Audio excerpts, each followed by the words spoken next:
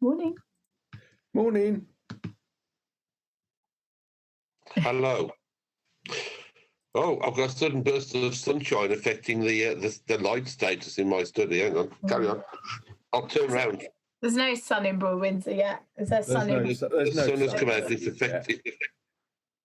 The sun shines on the righteous, clearly. The sun also causes distraction to poor Harry. It looks like I've got a starburst on my screen coming across my head. It does. It looks like the holiest person is being bathed. It's a good introduction. I'll tell you what. A nice angel with a halo on it. You keep talking Mothering Sunday, and I will close the blinds. Carry on. Thank you.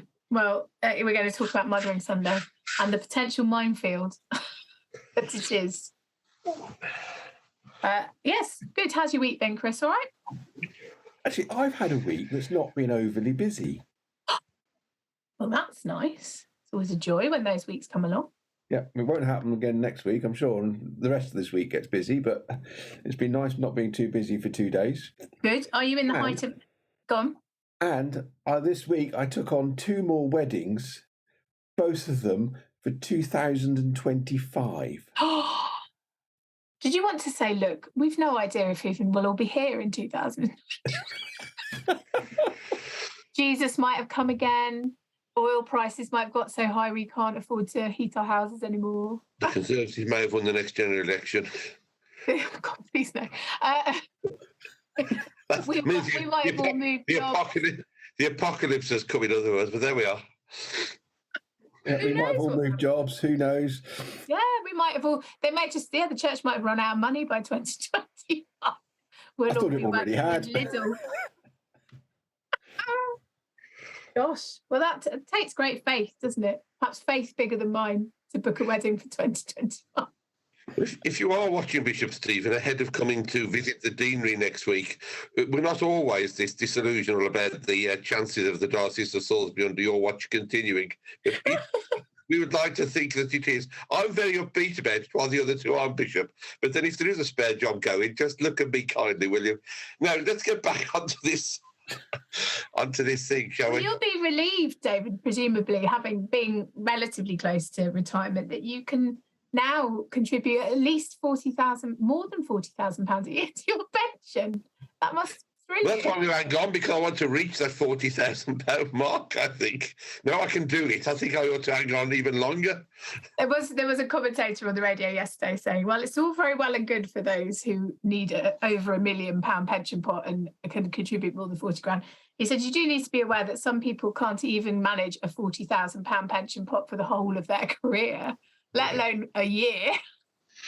That's true. So there we are. Okay, well, that's good. I'm pleased that your £1 million pot is within reach. It's getting another 3 weeks of extra work. I think at the end of this could just about get me into that situation. But who knows? Who knows? Yes. Is this why you do so many funerals? If only, Chris. If only, Chris. If only, that the days when we used to be able to keep the money, I would have been very rich this year, but next year I'd have been very poor. Anyway, there we are. Well, we should be probably quite afraid that the bishop might watch this, because he is coming to visit the deanery next week. He might be doing some prep, like what's the deanery about? And he might Google us and this might pop up. In the same way that it popped up for Fiona's interview, we might be challenged. We should leave a challenge open for him. The challenge is, if you want to join us next week, Bishop, just give Chris a ring and he'll arrange it. We could record Rev Chat with him. Rev Chat with Bishop Stephen Lake. That would be great, wouldn't it? In fact, we ought to issue an invitation for him. I mean, we've never invited... Have we invited Bishop Karen? We have. But she hasn't taken us up on the offer. She wasn't able to. So we never went back to her, sadly. We ought to. We ought to do some blessed bishops. That would be good. Mm-hmm. Anyway, we know what we're reading, so should we have our pause? I would think so.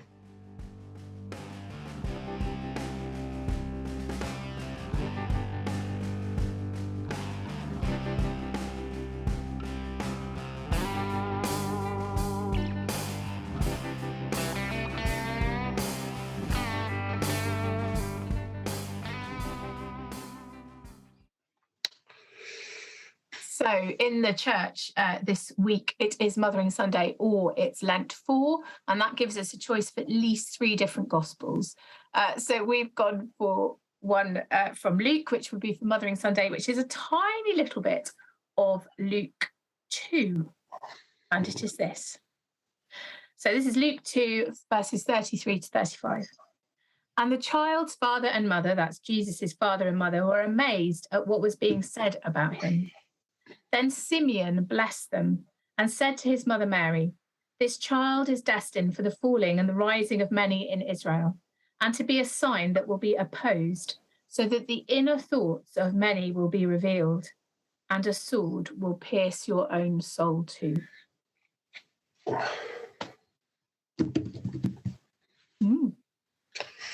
Good old Simeon. He's quite to the point, isn't he? Oh, God, got to get there. The child Jesus just been brought to the temple. He's just, has he recited yet, "Let your servant go in peace"? Or he's done that already. He's done that already. So he hasn't quite died, and he's had a chance to get a stabbing at the mother of our Lord. Oh, boom. I was reading in a bit of prep for my sermon that the word, which of course I can't remember, but the Greek word here for sword is not a little kind of, knife. It's a proper great sword that might impale you. So that's quite a harsh thing to say. And also that the word translated as rising in here, so the falling and rising, is also used interchangeably within the Gospels for the word for resurrection. So we might translate it as, "This child is destined for the falling and the resurrection of many in Israel." So it's interesting, isn't it? I never thought of that. Or could it be the resurrection of Israel? Well, absolutely. And I think the commentaries I were reading... Hello, Ray.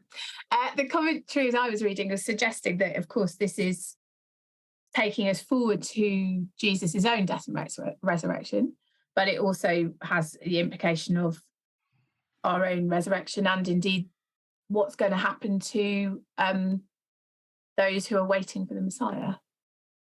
Because, of course, previously, just to this, Simeon has said to be a light to lighten the Gentiles and to be the glory of thy people Israel. So he's already hinted quite strongly that Jesus' life, death and resurrection will have an impact not just on Israel, who are waiting for the Messiah, but also on the whole of the world. And then he kind of focuses back in on the challenges that those who are already in the covenant promise of God will be challenged by Jesus' messiahship. So big stuff.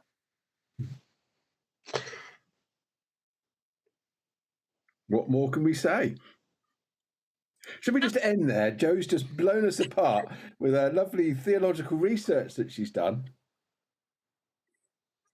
Or should we go back to, in fact, it's Mothering Sunday? Well, I guess the question is, why do we have this passage for Mothering Sunday? And presumably it's about the fact that Mary will be personally traumatized by the stress of watching her son suffer and all the rejection that he will experience. And, it's a very true experience of being a parent, isn't it? That, with the joy comes the suffering. But if you think about it, poor Mary gets more than just the trauma of having to watch her son put to death. There are 2 or 3 incidents in the Bible when Jesus is very, very young and they lose him. How you lose your son on the way back from a visit somewhere, I'm not quite sure.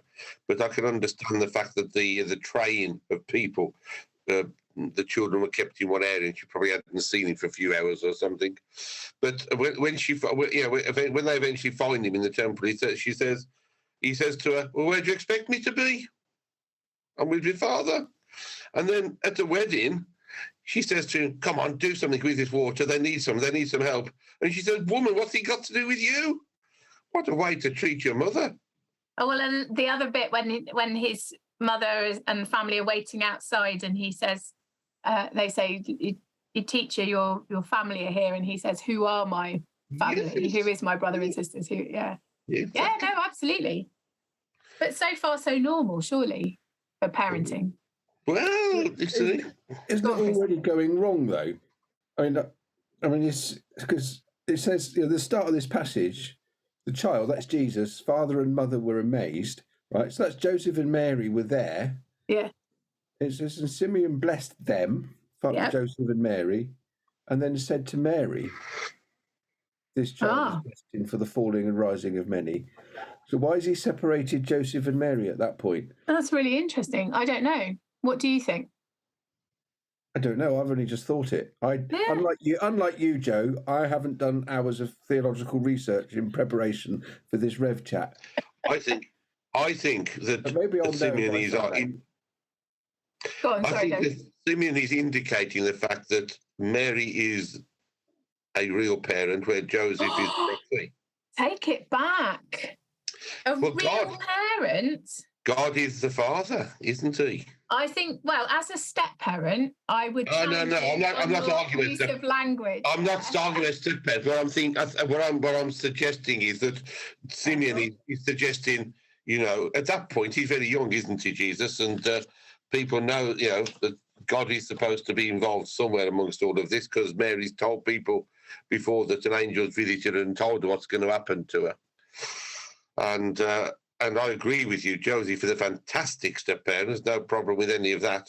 Although how long he's around for poor Jesus, we're never quite sure, because we don't hear much about him, do we? Maybe that's why it's only to Mary, because it won't impact him, because he'll be gone by then.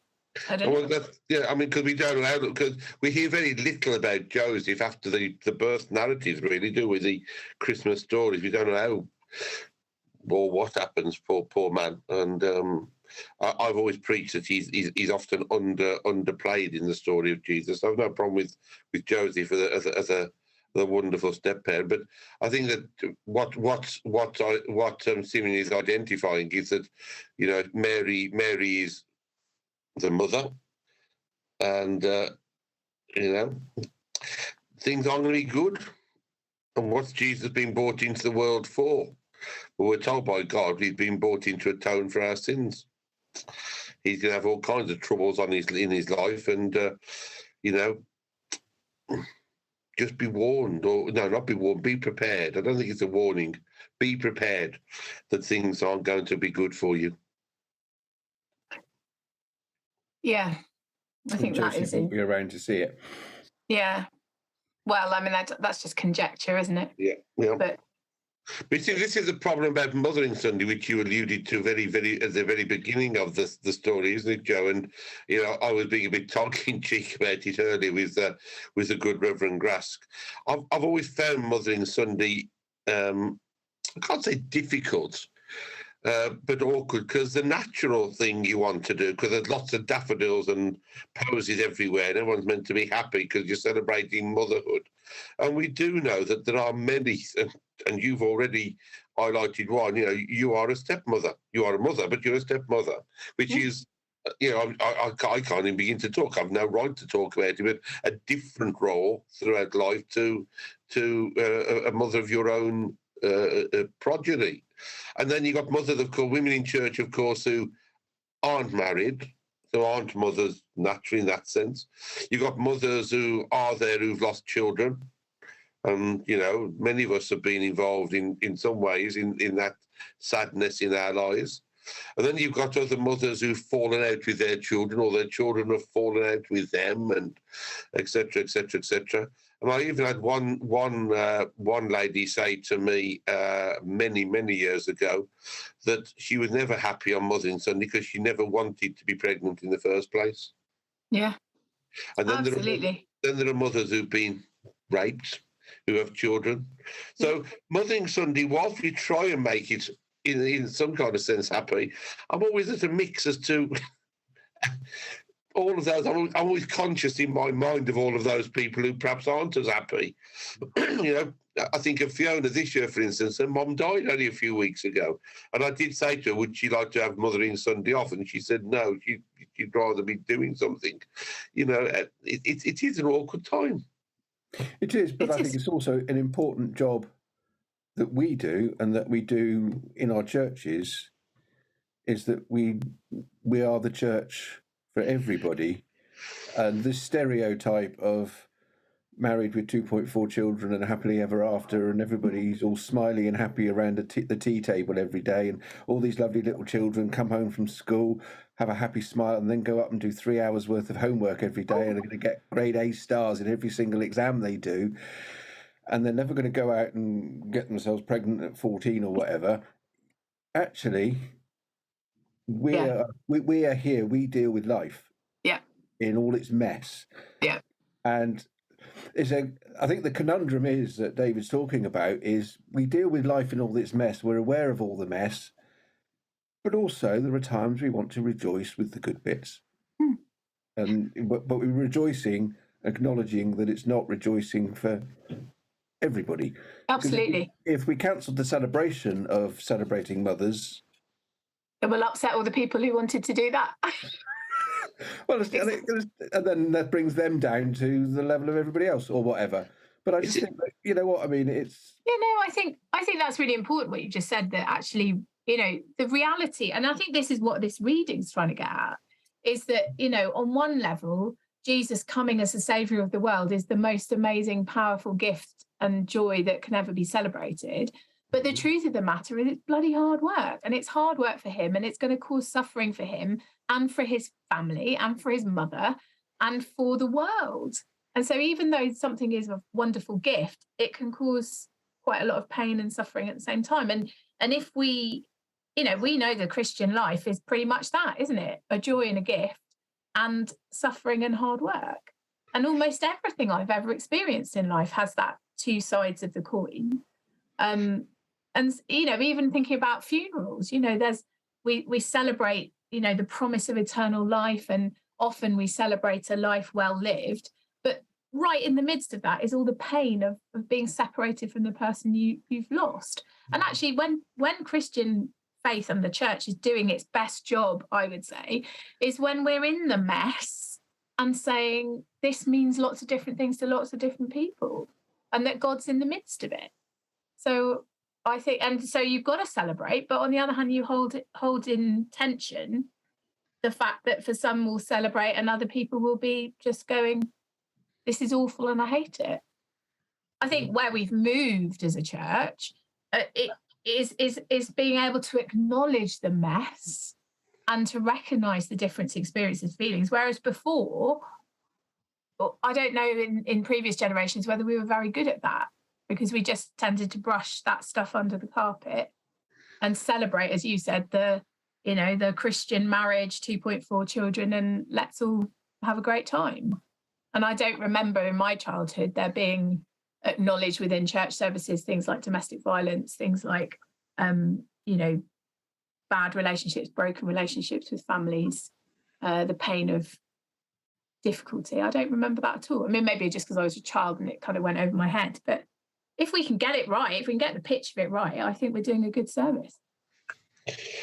You see, I've tried to look back to the origins of Mothering Sunday, because it's a bit of a contrived week in many ways.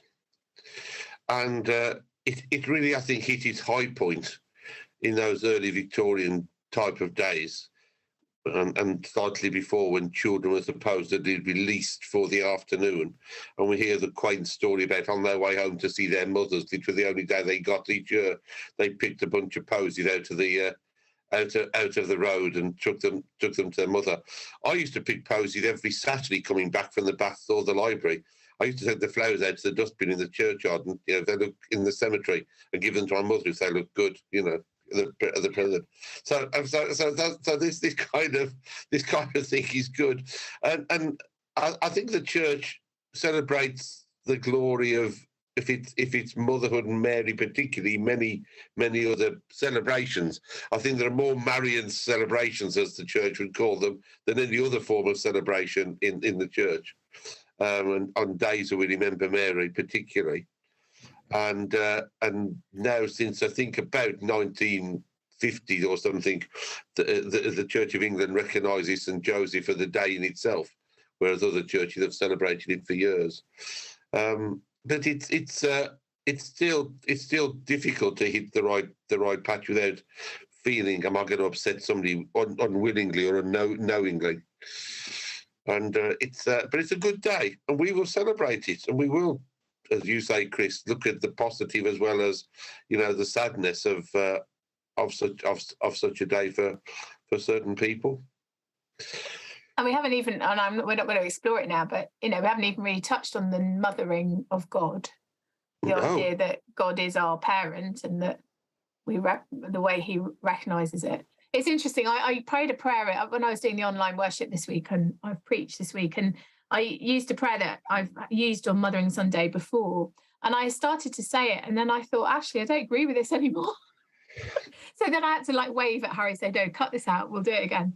And it was because it suggested that there was the mothering nature of God was about gentleness and nurture, and the fathering nature of God was about strength and courage. And I thought, nah, that's rubbish. I don't believe that at all.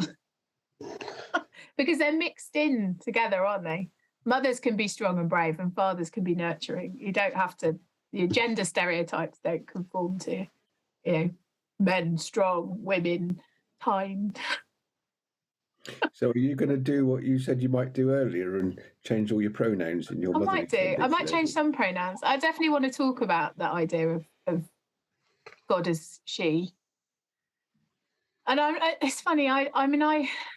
If I was really forced to choose, I think I would probably choose they as the pronoun for God, because actually one of the things in my own ministry is that we tend to separate out the persons of the Trinity more than I think probably we theologically ought to. And actually, for my mind, thinking of God as they all the time would be a good reminder for the fact of 3 and 1 and 1 and 3. But I think it's useful to explore how it makes us feel. We were doing the Lord's Prayer in school this week, and I didn't do it because I don't think it would have been useful for the kids. But I kind of wanted to say, how would it feel if we said, "Our Mother"? And some people will say, well, Jesus taught us to say our Father, so therefore we can't possibly say our Mother. Well, yeah, that'd be another letter. Be careful. We don't. I think it's worth exploring that why we feel so.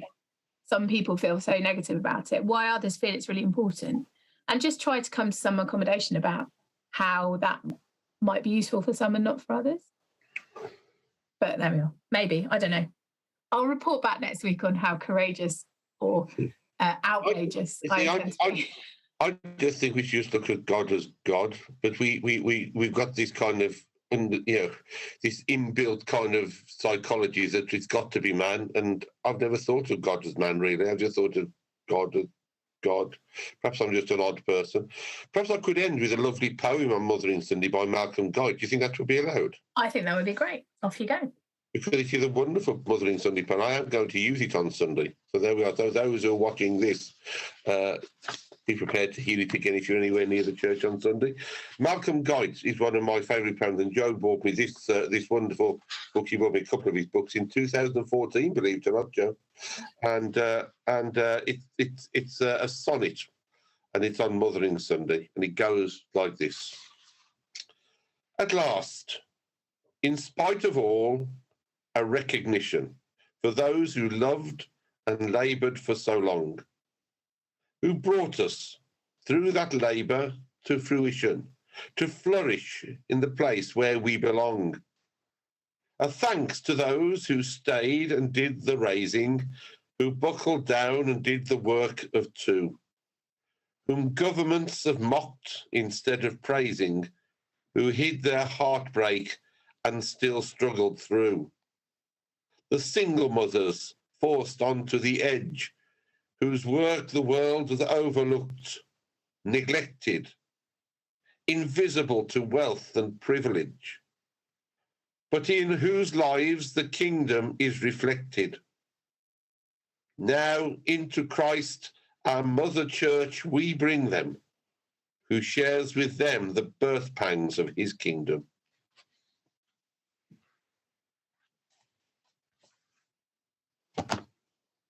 Excellent. Well, however you choose to celebrate or not, we'd love to see you for worship across our teams this Sunday and any Sunday. And thanks for joining us on Rev Chat. We'll see you again soon. See you soon. Bye-bye.